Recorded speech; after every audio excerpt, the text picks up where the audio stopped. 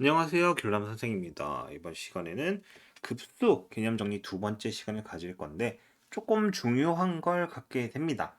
바로 등비급수의 수렴과 발산입니다. 네 번째, 등비급수의 수렴과 발산.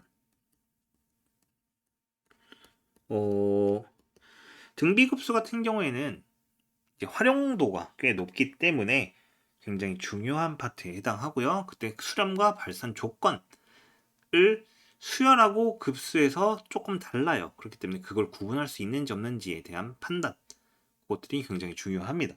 자, 그럼 등비급수부터 봅시다. 등비급수는 등비수열을 이제 n이 a 곱하기 r에 n-1제곱을 했을 때 이제 시그마 k는 1부터 무한대까지 ak는 하고 쓰면은 a 더하기 ar 더하기 ar의 제곱 더하기 ar의 세제곱 더하기 점점점에서 계속해서 나아갑니다. 이런 식이겠죠. 그리고 n번째 항인 ar의 n-1제곱 넘어서 계속해서 더해가는 형식일 겁니다. 맞죠? 그리고 얘를 다른 식으로 표현할 수 있다면 얘는 우리가 시그마 k는 1부터 n까지 ak라고 쓰고 앞에 리미트 n이 무한대를 붙여줄 수 있다고 얘기를 했어요. 그럼 다른 말로 리미트 n이 무한대로 갈 때 sn이라고 써도 무방하다고 얘기를 했습니다. 맞죠? 그러면은 이 수열의 등비 수열의 급수에서 결론적으로 sn은 리미트 n이 무한대로 갈 때 공비가 1이 아니라는 가정하에 1-r분의 a의 1 빼기 r의 n제곱 이렇게 처리를 할 수 있습니다. 맞죠? 여기까지 맞다고 하세요. 이게 등비수열의 합공식이죠. 물론 r 빼기 1에 a 곱하기 r의 n제곱 빼기 1 이렇게 써도 무방합니다. 하지만 저는 일단 이렇게 썼어요. 자, 그럼 이제 얘를 가지고 우리는 이제 수렴과 발산 조건을 따질 겁니다. 수렴과 발산 조건 방금 배운 거 아니에요. 뭐 얘가 수렴을 할 때 리미트 an이 0으로 가면 되는 거 아닙니까? 뭐 이런 식으로 얘기를 할 거잖아요. 하지만 등비수열에서는 얘가 수렴을 하는지 안 하는지 여러분에게 딱히 답을 주지 않는다면 모른단 말이야. 얘가 이런 값을 가져요 라고 하기 전에는 값을 못 구하잖아. 그런 식으로 생각을 하면은. 그렇기 때문에 우리는 등비 수열이 어떤 조건일 때 수렴하고 어떤 조건일 때 발산할 수 있구나. 여러분이 이렇게 해서 구할 수 있어요까지 알려주는 겁니다. 이렇게 했을 때 여러분 구할 수 있어. 자, 수열에서는 등비 수열에서는 이 뒤에 이 등비 급수에서 주어지는 이 숫자들은 어느 순간을 기점으로 대부분 무의미해집니다. 그 얘기는 뭐냐면 무의미해져요. 우리가 수렴과 발산 조건을 정확히 알 수 있다는 얘기입니다. 자, 수열에서 리미트 an이 수렴하는 조건이 여러 개가 있었어요. 뭐냐면 첫 번째로 r이 1보다 크고 r이 마이너스 1보다 작으면 우린 이건 발산이었습니다. 두 번째로 r이 1이면 a로 수렴을 했습니다. 초항. 세 번째로 마이너스 1에서 r이 1 사이면 0으로 수렴을 했고요. 네 번째로 r이 마이너스 1이었으면 우리 이거 진동발산이었어요. 우리 저번 시간에 배운 것 중에서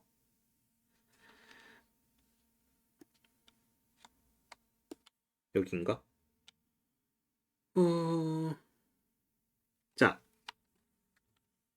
아마 여길 겁니다. 무한 수열이 0이 아니면 무조건 발산이에요. 그 얘기는 뭐냐면 무한 급수가 수렴하기 위해서는 무한 수열이 적어도 0이어야 된다라는 겁니다. 0이어도 발산하는 경우가 있어요. 하지만 무한 수열이 0이 아닌 요 바깥 0이 아니래. 여기는 아예 수렴을 할 수가 없어. 0이면은 수렴할 수도 있고 안 할 수도 있다. 이 둘 중에 하나인 거잖아. 등비급수일 때는 0으로 수렴하는 게 바로 이 범위밖에 없죠.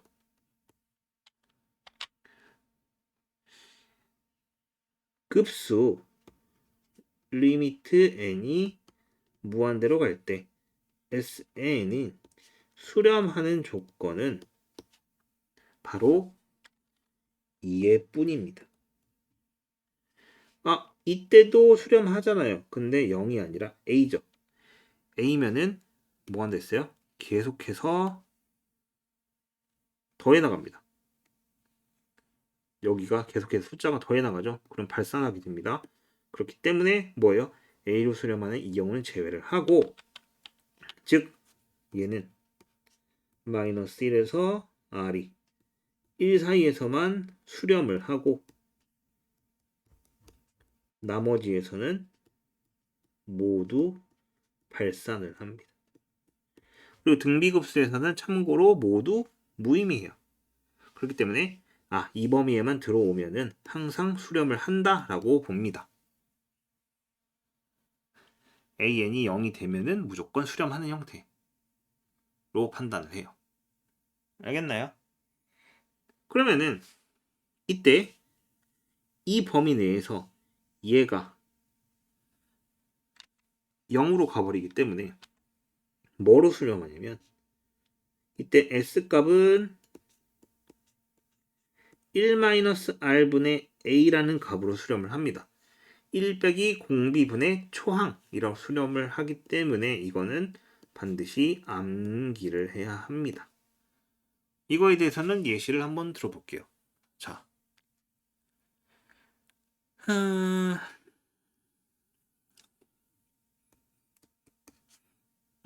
시그마 K는 1부터 무한대까지 2분의 1의 K제곱이라고 합니다.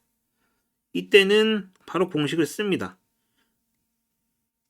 1 공비가 2분의 1이고요. 초항도 2분의 1이네요. 그럼 얼마?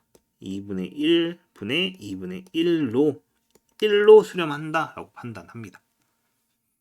그 다음에 시그마 K는 1부터 무한대까지 마이너스 5분의 1에 n-1제곱으로 돼 있으면 이때는 1 마이너스 5분의 1이 공비고 초항은 1입니다. 그렇기 때문에 5분의 6분의 1이라서 얘는 6분의 5가 정답이 되는 겁니다. 알겠나요? 그럼 여기서 우리 확실히 마지막 짚고 넘어갑시다. 등비 수열의 수렴 조건 마이너스 1보다 크고 R이 1보다 작거나 같다였습니다. 등비 급수의 수렴 조건은 뭐였어요? 1일 때만 빠져서 마이너스 1보다 크고 R이 1, 2 미만일 때로 됩니다. 그럼 얘는 뭐예요? 반드시 암기를 해야 하는 두 가지겠죠. 굉장히 중요합니다. 알겠나요? 반드시 기억을 해야 합니다. 반드시.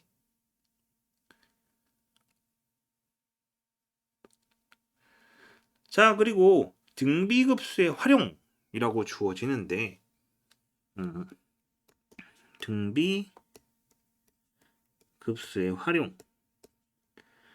이 등비급수의 활용은 크게 두 가지로 나눠집니다. 뭐냐면 도형에서의 활용과 그 다음에 바로 무한소수입니다.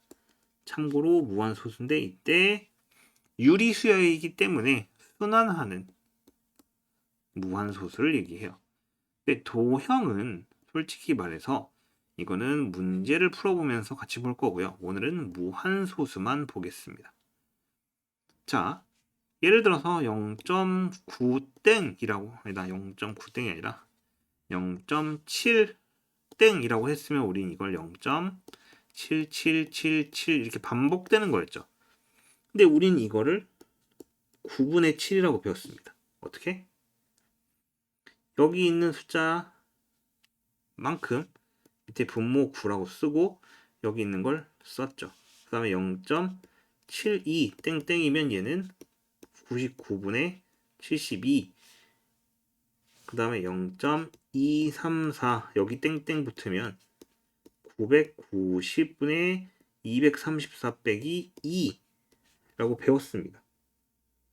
어떻게 되는 거냐면 이런 거죠. x가 0.727272 땡땡땡이면 이 순한마디 하나를 밖으로 빼내는 거여서 100x는 72.727272 이렇게 만든다고 했습니다. 그래서 두 개를 빼면 99x는 72다. 그래서 x는 99분의 72다. 이런 식으로 만들어낸다라고 배웠습니다. 근데 지금 시점에서 이건 중요하지 않아요. 그렇기 때문에 그냥 간단히 설명한 것 뿐입니다. 이건 다 지울 거예요. 필요 없으니까. 이거는 중학교 때 배운 겁니다. 중학교 2학년 때인가 배울 거예요. 지금 여러분에게 중요한 거는 이겁니다. 예를 들어서 방금 전에 배웠던 0.72땡땡이라고 쓰인 거는 0.7272 이렇게 계속해서 갈 거야. 근데 이거를 소수점 첫째 자리부터 이렇게 분리할 수는 없는 겁니까?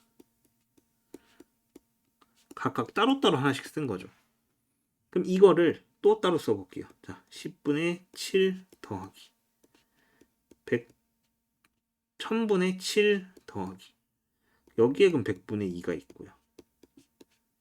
40분의 2가 있고요. 즉 분자가 7하고 2가 되는 걸 따로따로 쓴 거예요.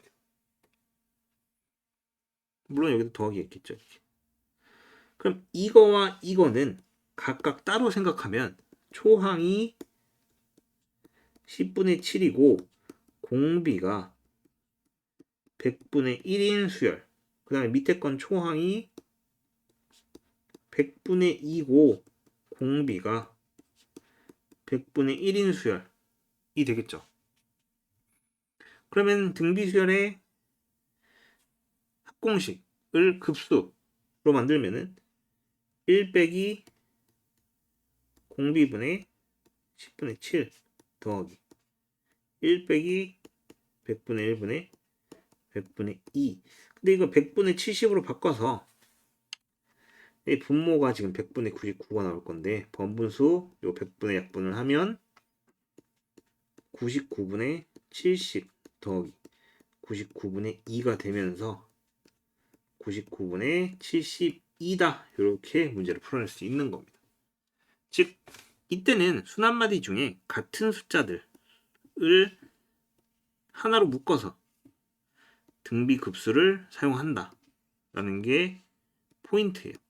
물론 얘도 지금 이렇게 간단하게 설명을 했지만은 추후에 이제 문제를 보면서 다시 설명을 할 겁니다. 그렇기 때문에 이렇게 활용을 하는 거구나 정도만 알아두시고요. 추후 문제를 풀면서 다시 얘기를 할게요. 알겠죠? 이렇게 해서 급수 두 번째 개념을 마치겠습니다. 이 수열의 급수 단원 자체가 조금 특히 급수가 매우 중요합니다. 왜냐면 이 급수 단원은 추후 이제 적분 단원에서도 연계를 지을 수 있는 거기 때문에 매우 중요해요. 적분 단원에서도 이 개념을 활용해서 만들어내기 때문에 그렇기 때문에 조금 더 신경 써서 공부를 해주시고요. 문제풀이도 함께 잘 보도록 하세요.